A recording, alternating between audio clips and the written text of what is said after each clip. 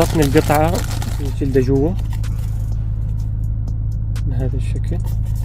هي كيف حتركب هنا، لأنه هنا يعني ما نقدر نحط جوال ولا نقدر نحط أي حاجة، ولكن في المقابل إنه لو حطينا القطعة هذه كده دحين هركبها مظبوط وحتجي فت، يصير نقدر نحط جوال، نقدر نحط أي أغراض هنا، مع العلم إنه فيها جلدة من جميع الجوانب.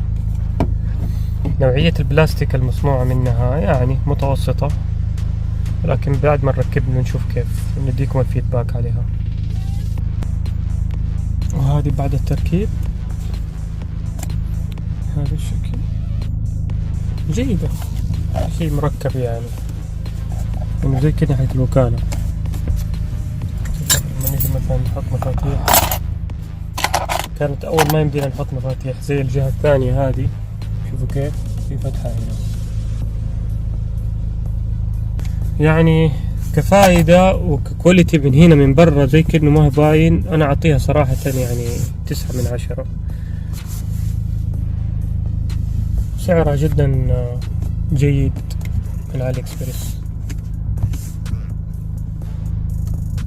بس اتمنى دعم القناة بلايك وسبسكرايب. شكرا للمتابعة.